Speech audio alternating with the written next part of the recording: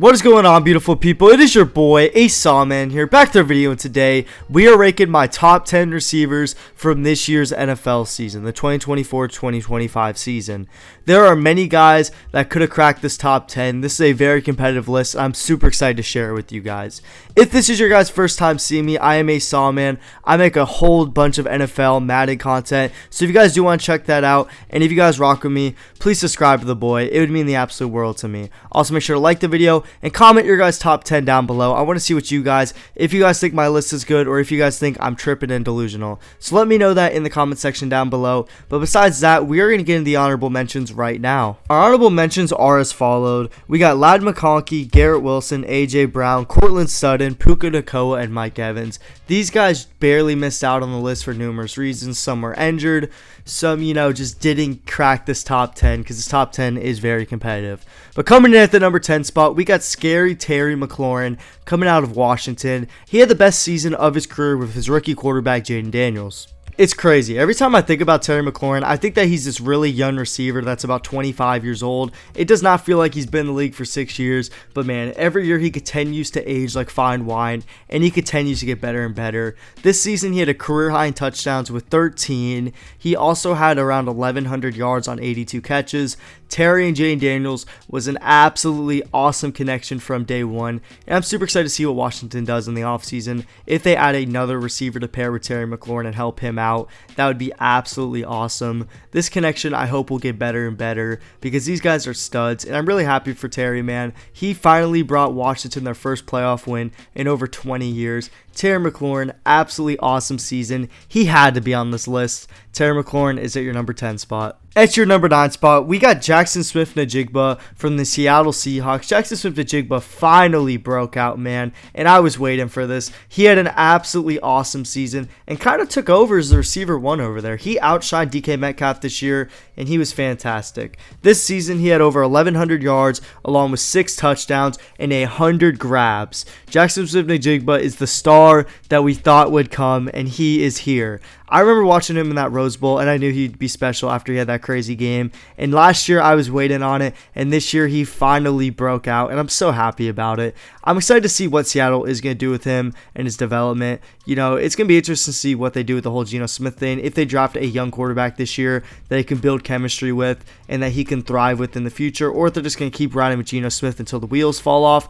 I'm excited to see what they do. Jackson Smith-Njigba is a stud. I'm excited to see how JSN keeps developing. He is becoming a phenomenal player, and he has so much potential to hit. So there is a lot of room to grow, and I think that he could take over the league soon. Jackson Smith-Njigba is rightfully at your number 9 spot. Coming in at 8, we got a Cowboy, all right. We got the Dallas Cowboy himself, CeeDee Lamb. CeeDee Lamb is one of the best receivers in all football, but by his standards, he had a down year, which for some receivers would be a career year. CeeDee Lamb finished the season with over 1,200 receiving yards, 6 tuds, and 101 grabs, which, mind you, he did this in 15 games with a backup quarterback playing for most of the season. CeeDee Lamb is a stud, and he is at our number 8 spot. The only reason he is at this 8 spot is because the guys ahead of him had absolutely unbelievable seasons. I mean, absolutely unbelievable, and we'll get into that. But CeeDee Lamb, man, he is a stud, and he's one of the crispiest route runners you will ever see play football. He is so much fun to watch. I really enjoy watching CeeDee Lamb, even though he is on the Cowboys, which I am very biased against. I really don't like the Cowboys, but CeeDee Lamb, he has earned everybody's respect. He's a stud. He puts that team on his back, and that is a very dysfunctional franchise he's on, and he makes the most of it, and he performs well. CeeDee Lamb is at your number 8 spot. At this number 7 spot, we got a giant from New York. We got Malik Nabers. The rookie from LSU set all kind of records this year. He had over 1,200 yards and 7 touchdowns, which is an absolutely unbelievable rookie year. He also brought in 109 grabs. Mind you, 15 games for Malik Nabers, and arguably the worst quarterback room in the NFL. Wait till you get this man a quarterback. He is going to eat. Malik Nabers is a stud. His ability to do whatever he wants on the football field is absolutely crazy, man. He can make unbelievable catches. He can outrun you. He's a true do-it-all receiver. And, I haven't seen anything like this in a long time. He is truly explosive with the football. and it is unbelievable, man. It's unbelievable to see how much talent he has, and I really hope New York does not waste it. I hope they go out there and get him a quarterback to work with, and I think that would be absolutely awesome. They have some options in the draft. They could go with Cam or Shadur. They could try and sign Sam Darnold at free agency. There's a lot of options out there. I'm excited to see what they can do to help Neighbors progress. But man, he is a stud. He is one of the most gifted football players I've seen in a while, and I cannot wait to see him develop. Coming in at this number 6 spot, we got a Brown from Cleveland, Jerry Jeudy. Jerry Jeudy had an absolutely awesome season, the best season of his career in his first year with the Browns. Previously with the Broncos, Jerry Jeudy has been up and down in his career. He was a very, very high draft pick, so there was a lot of expectations on him, and his first year in Cleveland, he delivered. Jerry Jeudy was phenomenal. Over 1,200 receiving yards, 4 touchdowns, and 90 grabs. Jerry Jeudy had a hell of a year, and again, with inconsistent quarterback play. Jerry Jeudy was at his best with Jameis Winston. Jameis actually force-fed him this football. I'm not going to lie to you guys. Jameis Winston was giving him that ball 2-4-7, and Jerry Jeudy was loving it. He took advantage of that, and he had absolutely awesome games. But with Dorian Thompson-Robinson and Deshaun, he still did his job as much as possible, but he was very limited with those quarterbacks. Jerry Jeudy is going to continue to be great. He's still a very good receiver, and I'm excited to see what he does next season. He did finish at 6 for us. 6 is very high on this list. There's some elite names, and Jerry Jeudy is in elite company. Jerry Jeudy is at your 6th spot. Coming in at this number 5 spot, we got Drake London of the Atlanta Falcons. Drake London had an absolutely amazing breakout year. Another guy that burst onto the scene, but it was expected. Drake London was a very high pick. We all knew this was coming soon. He finally got a quarterback that could throw the ball more than 15 yards, and look at him. And you know what?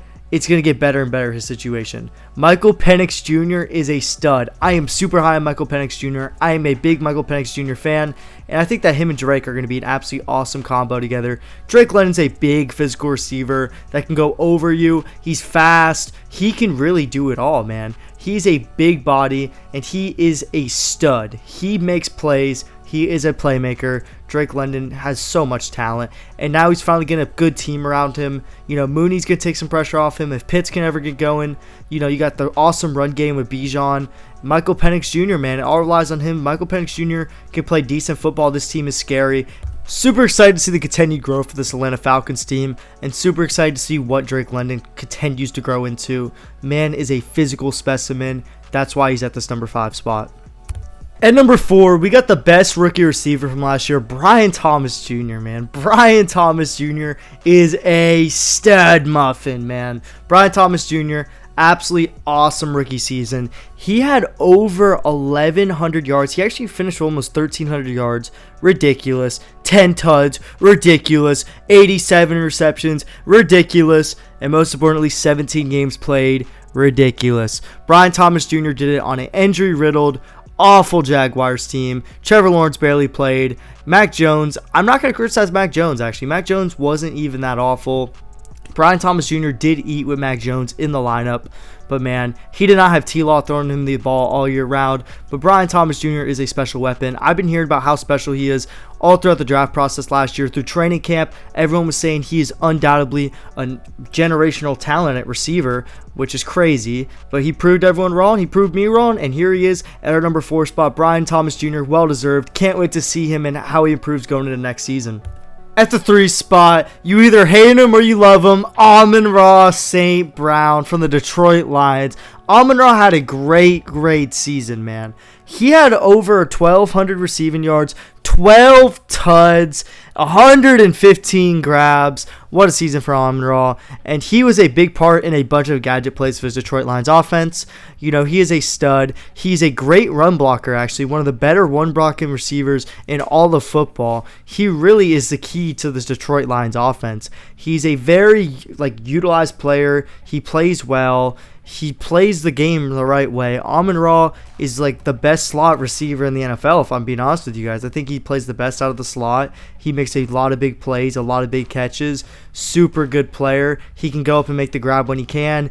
Has great route running. His route running is absolutely unbelievable. He's disgusting. He's filthy. Amon-Ra is a damn canine, and that's why Detroit had the best offense in all football last year. Montgomery, Gibbs, Amon-Ra, Laporta, J-Mo, they all work together in unison, and they make big-time plays, and Amon-Ra St. Brown is a stud. Either you love him or you hate him, and Amon-Ra St. Brown is our number 3 spot. At this number 2 spot, we got Justin Jefferson out of LSU, who's currently a Minnesota Viking. Justin Jefferson is easily one of the most skilled players in all football, not even receivers, skilled players. He is unbelievable. His hands are top-notch, man. The plays he makes, the catches he has are just ridiculous. He is the total package. He reminds me a lot of Randy Moss. Beautiful player, man. He finished this year with over 1,500 yards, 10 tuds, and 103 grabs, all while leading his team to a playoff berth, which no one thought they'd make the playoffs, by the way. This Minnesota Vikings team was destined to fail, and they proved everybody wrong this year, including myself. I didn't finish in last in the division, and they almost ended up getting the first-round bye in the NFC. Beautiful season for them. Beautiful season from Justin Jefferson. He is a stud. And, I mean, I'm excited to see him continue to grow. I'm excited to see what they do at quarterback. If they keep Sam Darnold or if they go JJ, I think that, you know, it's going to be interesting. I think Justin Jefferson's going to thrive with whoever, to be honest with you. He is that good. He's that type of receiver. He's a game-breaking player. He's awesome. And, man, LSU is really wide receiver you. Okay, I just want to hit a little high note. But, yeah, Justin Jefferson is our number 2 spot. At number 1, is there really a question who's at number 1? From LSU, number 1 on the Cincinnati Bengals, the Triple Crown winner of this year, Ja'Marr Chase himself. Ja'Marr Chase was just ridiculous. He was just ridiculous, but no one talks about it because Saquon Barkley is easily winning Offensive Player of the Year, so no one remembers Ja'Marr Chase and what he did, but being a Triple Crown winner is something to be so proud of. He finished with 1,700 yards, 17 tuds, and 127 grabs while playing in every single game. He also bet on himself this year. He told the Bengals that he wanted more money, and they said nah. And now they're going to have to pay him more money to keep him. So, Ja'Marr Chase, smart businessman, great football player. He's the total package.